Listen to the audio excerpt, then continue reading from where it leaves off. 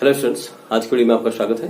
Students, आज हम लोग डिस्कस करने वाले हैं क्लास 10 के 6th चैप्टर ट्रायंगल को और इस पे हम लोग बनाने वाले हैं एक्सरसाइज 6.2 के क्वेश्चंस को। स्टूडेंट्स, प्रीवियस वीडियो में हम लोगों ने डिस्कस किया था सिमिलैरिटी को, मींस समरूपता को, और साथ ही साथ हम लोगों ने जाना था कि थेल्स थ्योरम क्या है और इसका डेरिवेशन कैसे किया जाता है। तो जो लोग चैनल पे आज नए जुड़े हैं उनसे मेरी यही रिक्वेस्ट है, इस वीडियो को अवश्य देखिएगा। इसका जो लिंक जो है मैंने डिस्क्रिप्शन बॉक्स में दिया हुआ है और साथ ही साथ आई बटन पे भी मैंने इसका लिंक दिया हुआ है, तो यहां से आप क्लिक करके इस वीडियो को आप देख सकते हैं।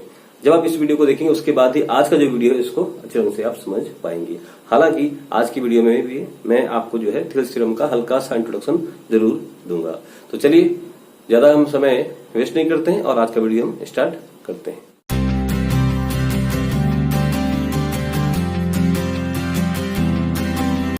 तो स्टूडेंट्स, थेल्स थ्योरम क्या कहती है?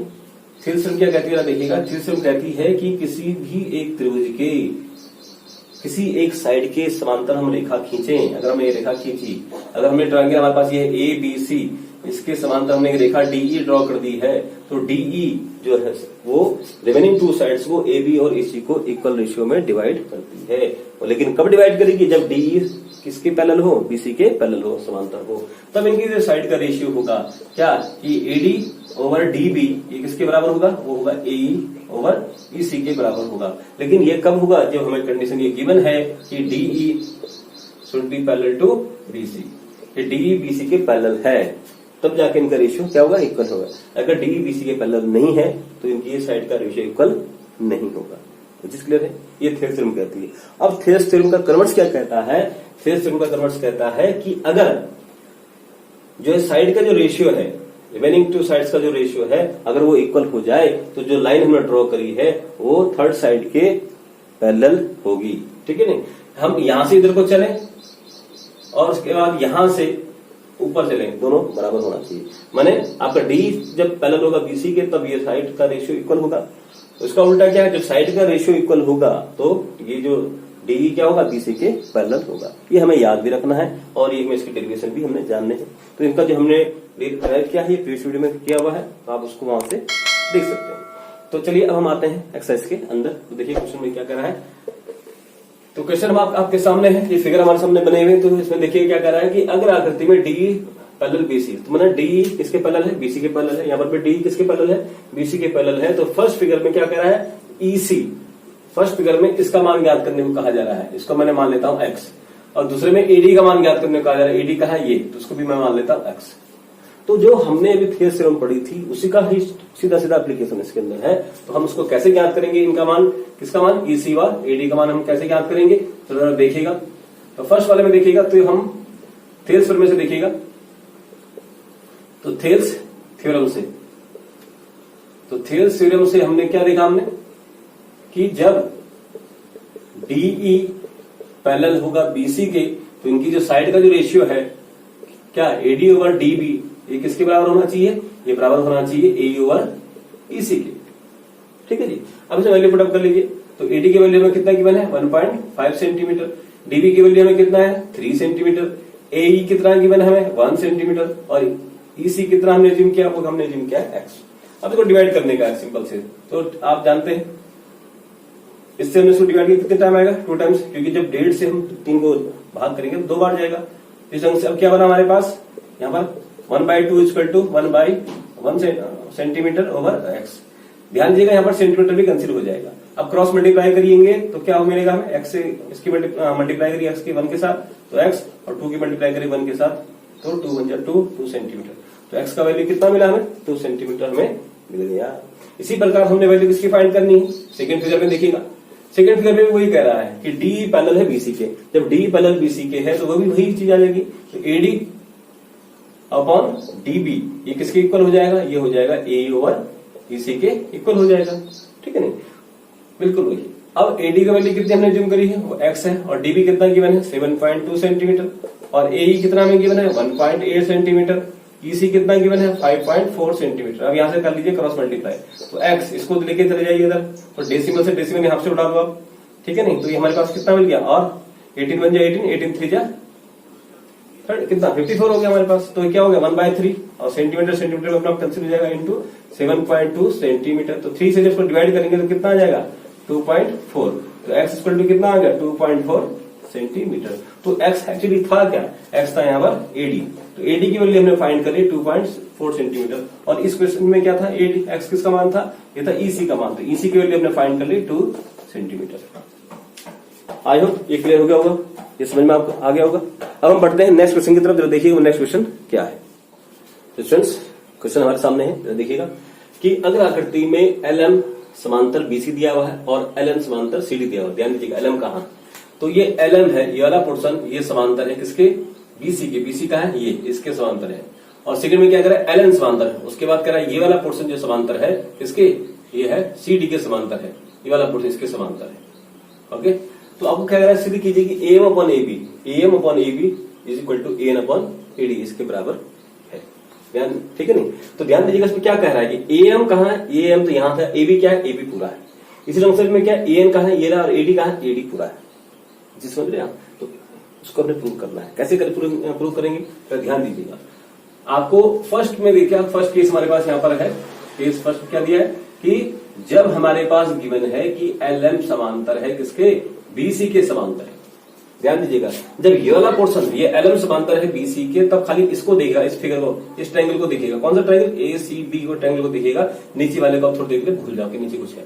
अगर हम तो खाली इस ट्रायंगल को देखेंगे जब ABC को, तो हमें ये LM इसके समांतर BC के है, तो इसमें थेल्स थ्योरम सीधी सीधी लग रही है। तो थेल्स थ्योरम क्या करेगी, AM upon MB is equal to क्या हो जाएगा, AL अपॉन LC के इक्वल हो जाएगा। जब, ठीक है ना, जब LM समांतर BC, तब थेल्स प्रमेय से, तो थेल्स प्रमेय से क्या होगा, थेल्स प्रमेय से हमारे पास हो जाएगा कि AM over MB is equal to AL over LC। Question number 1 हमारे पास एक चीज क्लियर हो गई।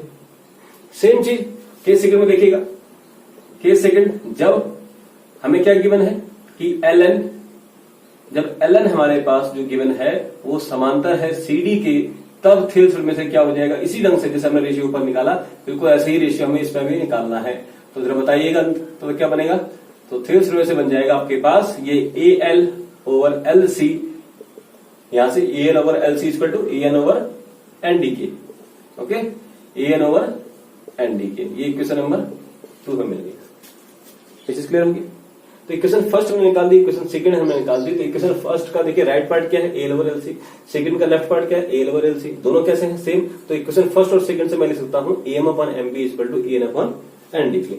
तो मैं यहां पर लिख देता हूं, तो समीकरण 1 व 2 से क्या लिख सकता हूं मैं कि AM over MB is equal to किसके है, AL ओवर LC के, और AL ओवर LC किसके बराबर है, AN ओवर ND के बराबर है।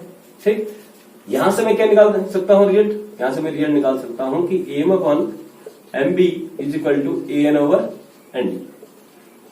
ओके, अब जरा चेक करिए हमें प्रूव क्या करना है।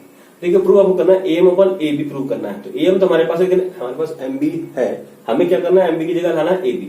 तो कैसे लाएंगे, तो AB है कहां, AB ये रहा, टोटल है ये है, यहां से लेकर यहां तक AB है, उसके अंदर AM भी शामिल है और MB भी शामिल है। ये चीज क्लियर हो गई, ये चीज आई होप समझ में आ गई होगी। तो अब क्या करेंगे हम इसको अगर हम अज्यूम करें समीकरण नंबर 3 अज्यूम कर लेते हैं, और हमने इससे प्रूव करना है ये वाला पोर्शन। तो कैसे करेंगे आप देखिएगा, आपको AB लाना है। तो AB कब आएगा, तो AB सम होगा, किसका सम, AM प्लस MB के बराबर होगा, तभी तो होगा AB। ठीक, तो इसका मतलब ये है कि हमें, और AM तो हमें चाहिए, MB भी हमें हटाना है। तो MB के साथ AM जब जुड़ेगा, ध्यान दीजिएगा कि जब इस MB के साथ जब AM ऐड हो जाएगा, तब जाकर के MB प्लस AM किसके इक्वल हो जाएगा, AB के इक्वल हो जाएगा। तो अब इसको हमने करना है, किस ढंग से करेंगे, तो ध्यान दीजिएगा, मैं यहां पर लिख रहा हूं इस समीकरण 3 का रेसिप्रोकल करने पर, रेसिप्रोकल मीन्स व्युत्क्रम करने पर। तो जब हम इसका व्युत्क्रम करेंगे, रेसिप्रोकल करेंगे, तो हमारे पास इक्वेशन क्या मिल जाएगी, हमें मिल जाएगी इक्वेशन, ये बन जाएगा MB ओवर AM। ध्यान दीजिएगा, इसी ढंग से इक्वल टू क्या हो जाएगा हमारे पास, ND ओवर AM हमारे पास हो जाएगा। अब हमने देखिएगा AM तो हमें चाहिए, MB हमें हटाना, MB में क्या ऐड करना है, AM कब होएगा, जब यहाँ पर 1 होगा। तो हमने क्या करा, 1 होगा, कैसे आएगा 1, जब हम दोनों तरफ उसको ऐड करेंगे। तो दोनों पक्षों में हमने क्या कर दिया, 1 जोड़ने पर, ठीक है नहीं। तो जैसे ही हम 1 जोड़ेंगे तो क्या होगा, 1 प्लस ये हो जाएगा MB ओवर AM हो जाएगा। ऐसे इसके अंदर 1 प्लस ND ओवर AN हो जाएगा। अब इसको सॉल्व करिएगा तो ये क्या हुआ, इसकी मल्टीप्लाई इसके साथ करेंगे तो am प्लस mb ओवर क्या हो गया, ये हो गया am बराबर क्या हो गया, ऐसे ढंग से यहां पर भी वही चीज आएगा an plus nd over an। अब फिगर को देखिए, चित्र को देखिएगा, am प्लस mb क्या हुआ, am plus mb equal to किसके इक्वल हो गया, ab के इक्वल हो गया। तो ab बटे am, इस ढंग से देखिएगा इसमें an प्लस nd क्या हो गया, ad के इक्वल हो गया। तो ये हो गया ad बटे an हो गया। अब फिर हमने क्या करना है, इसका हमने क्या किया था, इसका व्युत्क्रम करा था, तो हमें फिर इसका क्या करना है, यहाँ पर व्युत्क्रम करना है। क्यों करेंगे व्युत्क्रम, वो इसलिए करेंगे क्योंकि प्रूव अब में आपको क्या करना है, एम आपको अंश में लाना है। यहाँ पर कहा है, हर में, तो यहाँ पर लिख दीजिएगा दोनों पक्षों का व्युत्क्रम करने पर, दोनों पक्षों का क्या करेंगे हम, व्युत्क्रम कर रहे हैं, रेसिप्रोकल कर रहे हैं हम। तो जब रेसिप्रोकल कर लेंगे हम तो क्या मिल जाएगा हमें, ये मिल जाएगा am over ab is equal to an over क्या ad, ठीक है। यही हमने प्रूव करना था, ये हैंस प्रूव हो गया। आई होप ये सुनना गया होगा आपको, ये चीज क्लियर हो गई होगी। तो इस ढंग से हम इसको प्रूव करेंगे, तो ज्यादा कठिन नहीं है, थोड़ा सा ट्रिकी क्वेश्चन था ये वाला, और काफी इंपोर्टेंट क्वेश्चन था। इस एक्सरसाइज से क्वेश्चन पूछे जाते हैं अक्सर कर। और जो एक चीज मैं बताना चाहूँ आपको कि कोरोना के कारण इस साल जो है, जो सिलेबस कटौती हुई 30% की, आपके उत्तराखंड में भी कटौती हुई है, यूपी में भी कटौती हुई है, एमपी में भी कटौती हुई है। तो जहां जहां इसकी कटौती हुई है वहां के सिलेबस में जो है यही थ्योरम बची हुई है। नेक्स्ट टू थ्योरम जो हमारे पास है, चाहे पाइथागोरस थ्योरम हो, चाहे एरिया ऑफ ट्रायंगल्स की है, वो सिलेबस से हटा दी गई है इस समय। मैंने बोर्ड एग्जाम में उससे क्वेश्चन नहीं पूछे जाएंगे, क्वेश्चन पूछे जाएंगे इससे, इसलिए इस पर विशेष जोर रखिएगा। ओके, अब हम बढ़ते हैं नेक्स्ट क्वेश्चन की तरफ।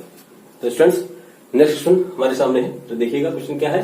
क्वेश्चन कह रहा है कि अगर आकृति में डी समांतर एसी के दिया हुआ है, तो डी कहां देखिएगा, तो डीई आपके पास ये वाला लाइन है, डीई ये समांतर है किसके, एसी के। एसी का है, ये वाला पोर्शन है। और डीएफ समांतर है एई के, डीएफ का है, ये है डीएफ, ये किसके समांतर है, ये इसके समांतर, ए के समांतर है। तो सिद्ध कीजिए कि B F over F E equal to B over E C. Simple to the formula Thales theorem पर क्वेश्चन है, तो देखिएगा। तो पहले ले लेंगे हम केस फर्स्ट ले लेते हैं। तो केस फर्स्ट में क्या है कि पहला वाला डीई समांतर एसी। जब डीई समांतर एसी तो उस ट्रायंगल को देखिएगा, कौन सा ट्रायंगल है, डीई समांतर एसी। तो डीई समांतर ये एसी है, तो आपके पास त्रिभुज हो गया ए बी सी, कंप्लीट है। उसमें ये डीएफ लाइन को भूल जाइए, ए लाइन को आप भूल जाइए। तब उसमें देखिएगा, तब थेल्स में लगाइए इसमें, तब थेल्स प्रमेय से देखिए क्या बनेगा हमारे पास। तो थेल्स प्रमेय से हमें मिल जाएगा साइड का रेशियो क्या बनेगा, देखिएगा। तो ये हमारे पास डीई का है, डीई, तो डीई किसके अंदर है, बीडी ओवर डीए, ये बनेगा हमारे यहां से। देखिएगा बीडी ओवर डीए, ये किसके इक्वल हो गया, इधर इसके इक्वल के, ये लाइन की बीई ओवर ईसी, ठीक है ना। तो बीई ओवर ईसी, ये क्वेश्चन नंबर 1 हमें मिल गई। ये चीज क्लियर होगी। तो साइड का रेशियो हमने लेना है बस हुई। तो देखो पहले हमारा डीई समांतर एसी के था, तो यहां से देखिए BD over DA equal to BE over EC. अब सेम चीज केस सेकंड के अंदर देखिए, केस सेकंड क्या कह रहा है कि जब क्या है डीएफ समांतर है एई के, तब थेल्स प्रमेय किससे क्या बनेगा, तब थेल्स प्रमेय से हमारे पास वही चीज बन जाएगी जो हमने ऊपर लिखी थी, वैसे ही क्या डीएफ। जब अब डीएफ वाली लाइन देखिए, डीएफ तो डीएफ वाली लाइन है, तो यहां से रेशियो क्या मिल रहा है, बीडी ओवर डीए। पहला रेशियो तो मिल गया हमें, बीडी ओवर डीए मिल गया। ये किसके इक्वल हुआ, अब देखो ई वाली लाइन को भूल जाइए आप, तो यहां से क्या मिला, डीएफ वाली लाइन है, तो बीएफ ओवर एफ सी, तो ये मिल गया BF over F C. Equation number 2 हमें मिल गई। विच इज क्लियर हो गई। इक्वेशन फर्स्ट और इक्वेशन सेकंड हमें मिल गई है। अब क्या करना है हमने, अब हमने क्या करेंगे, समीकरण 1 और 2 की कंपेयर कर लेते हैं। समीकरण 1 में क्या है, समीकरण 2 में क्या है। तो समीकरण 1 में देखिए दोनों का बाएं पक्ष क्या है, बीडी ओवर डीए, ये भी बीडी ओवर डीए। ये क्या है, बीडी ओवर डीए किसके बराबर है, बी ओवर ईसी, ये है बी ओवर एफ सी। जब दोनों का लेफ्ट पार्ट सेम है तो राइट पार्ट भी क्या हो जाएगा, सेम हो जाएगा। तो हम समीकरण 1 व 2 से लिख सकते हैं, हम क्या लिख सकते हैं, समीकरण 1 व 2 से हम लिख सकते हैं क्या कि बीडी ओवर डीए ये किसके बराबर है, ये बराबर है हमारे पास बी ओवर ईसी के। और यहां से बीडी ओवर डीए किसके बराबर है, ये बराबर है हमारे पास बीएफ ओवर एफसी के। तो यहां से मैं कंपेयर कर सकता हूं, जब ये इसके बराबर है, ये इसके बराबर है, तो ऑटोमेटिकली ये भी इसके बराबर हो गया। तो BE over EC is equal to किसके, बीएफ ओवर एफसी की। तो ये तो हमने सिद्ध करना था, है ना, ये तो हमने लाना था। तो हैंस प्रूव हमने कर दी। बहुत ही क्वेश्चन, कोई कठिन क्वेश्चन नहीं, लेकिन एक दो बार जब प्रैक्टिस करेंगे तो और अच्छे से आपको आ जाएगा। तो चलिए हम बढ़ते हैं नेक्स्ट क्वेश्चन की तरफ। देखिएगा वो क्वेश्चन क्या है। स्टूडेंट्स, आज की वीडियो का लास्ट क्वेश्चन आपके सामने है, देखिएगा। क्वेश्चन क्या कहता है? क्वेश्चन कह रहा है कि अगर आकृति में आपको गिवन है डी समांतर ओ क्यू, तो डी देख लिया, डी कहाँ है? तो डी हमारे पास ये है, ये समांतर है किसके? ओ क्यू के समांतर है। और डी एफ समांतर ओ आर, तो डी एफ कहाँ है? ये वाले पॉइंट इस ओ आर के समांतर हमारे पास गिवन है। तो दिखाइए कि ई एफ समांतर क्यू आर हमें ये करना है, ठीक है नहीं? ई एफ कहाँ है? ई एफ आपके पास ही है, ये लाइन इस क्यू आर के समांतर है। तो ध्यान दीजिएगा, अगर हम खाली ध्यान से इसको देखें ई एफ और क्यू आर को, तो हमें थ्योरम थ्योरम नजर आती है। इट मीन्स थ्योरम का क्या करती है? कन्वर्स क्या है? थ्योरम का कन्वर्स है, अगर साइड का रेशियो इक्वल है तो ये दोनों साइड क्या होंगे? ये दोनों जो आर्म है, साइड है, कैसी हो जाएंगी? दोनों लाइन्स हमारे पास पैरेलल हो जाएंगी, ठीक है ना? तो वही हमारा टारगेट है। देखिए पहले केस फर्स्ट में आते हैं। केस फर्स्ट क्या कहता है? जब देखिएगा कि जब डी समांतर है ओ क्यू के हमारे पास गिवन है। केस फर्स्ट देखिए, जब डी समांतर है ओ क्यू के, तब थेल्स प्रमेय से देखिएगा, तब थेल्स प्रमेय से इनका साइड का रेशियो क्या बन जाएगा? तो देखिएगा थेल्स प्रमेय से हमारे पास साइड का जो रेशियो बनेगा वो बनेगा पीई अपॉन ई क्यू। ये किसके इक्वल हो जाएगा? ध्यान दीजिएगा, ये देखिए मैं डी साइड किसके? ओ क्यू के, तो PE upon E Q equal to P D over D U के हमारे पास बन जाएगा। ये चीज समझ में आ रही है आपके पास? क्योंकि हमें डी पैरेलल है ओ क्यू के, तो इनका जो साइड का रेशियो, ट्राइंगल कौन सा? ओपी क्यू का जो साइड ट्राइंगल है, इसके साइड का रेशियो किसका? पीई ओवर ई क्यू, ये किसके बराबर हो जाएगा? पीडी ओवर डीओ के बराबर हो जाएगा। इसी प्रकार केस सेकंड में देखिएगा, केस सेकंड क्या कह रहा है? जब डी एफ समांतर है ओ आर के, तब थेल्स प्रमेय से क्या बनेगा? तब थेल्स प्रमेय से देखिएगा हमारे पास बन जाएगा, क्या देखिए, ये है डी एफ समांतर ओ आर के, तो बनेगा P F over F R equal to P D over D U के, ठीक है ना? तो देखिएगा, तो हम इसको लिख सकते हैं यहां से क्या? P D over D O is equal to किसके? P F over F R के बराबर हो जाएगा। ये क्वेश्चन नंबर हमारे पास 2 पर गई। ये चीज क्लियर हुई? अब देखिए क्वेश्चन फर्स्ट और सेकंड में देखिएगा, यहाँ पर इसका जो राइट पार्ट है वो इसका लेफ्ट पार्ट है। तो P F E over E Q equal to P D over D O, और यहाँ पर P D over D O equal to P over F R के पर है। तो मैं यहाँ पर लिख सकता हूँ समीकरण 1 व 2 से मैं क्या लिख सकता हूँ? यहाँ पर मैं लिख सकता हूँ PE over E Q is equal to क्या? P D over D O is equal to किसके? यहाँ पर देखिए इसका राइट पार्ट ये है P F over F R. Okay, अब मैं इन दोनों से यहां से एक रिजल्ट निकाल सकता हूं। जब ये इसके बराबर है, ये इसके बराबर है, तो ऑटोमेटिकली ये भी इसके बराबर हो गया। तो क्या? PE over E Q is equal to P F over F R हमारे पास ये आ गया। तो ये एक्चुअली है कि किस साइड का रेशियो देखिए, पीई ओवर ई क्यू क्या है? तो पीई ओवर ई क्यू ये रहा equal to P F over F R. तो P F over F R ये कब होगा? ध्यान दीजिएगा, जो हमने थ्योरम थ्योरम पढ़ी थी तो इसमें हमने ये पढ़ा था कि ये साइड अपॉन ये साइड इक्वल टू ये साइड अपॉन ये साइड। ये कब? जब ये साइड इसके पैरेलल थी हमारे पास, ये तो पढ़ा था हमने। तो सेम चीज हमारे पास आ जाएगा क्या? यहां से हम निकाल सकते हैं, अर्थात क्या निकाल सकते हैं हम कि ई एफ समांतर किसके? क्यू आर के। ई एफ किसके पैरेलल है? क्यू आर के। ये चीज समझ में आई? किससे हम लिख सकते हैं? यहाँ पर थेल्स प्रमेय के व्युत्क्रम से ये हम इसको लिख सकते हैं कि साइड का रेशियो अगर इक्वल है तो जो साइड हमने लाइन ड्रॉ करी है थर्ड साइड के पैरेलल, तो वो कैसी होंगी? आपस में पैरेलल होंगी। थेल्स प्रमेय के व्युत्क्रम से हम इसको लिख सकते हैं। तो ये होगा हमारे पास हैंस, ठीक है नहीं? तो इसी का वो ध्यान रखना, जो थेल्स प्रमेय आपने पढ़ी है, थेल्स प्रमेय को भी याद रखना है, थेल्स थ्योरम का जो कन्वर्स है उसको भी आपको याद रखना है। उससे ही हम क्वेश्चंस को सॉल्व कर पाएंगे। आई होप ये आपको समझ में आया होगा, ये क्वेश्चन क्लियर हो गया होगा। अगर आपको क्वेश्चन समझ में आ गया है, वीडियो आपको अच्छा लगा, तो मेरे वीडियो को लाइक कीजिएगा, और यदि आप चैनल पे नए हैं तो चैनल को सब्सक्राइब कीजिएगा। तो चलिए मिलते हैं हम नेक्स्ट वीडियो में। Thank you very much.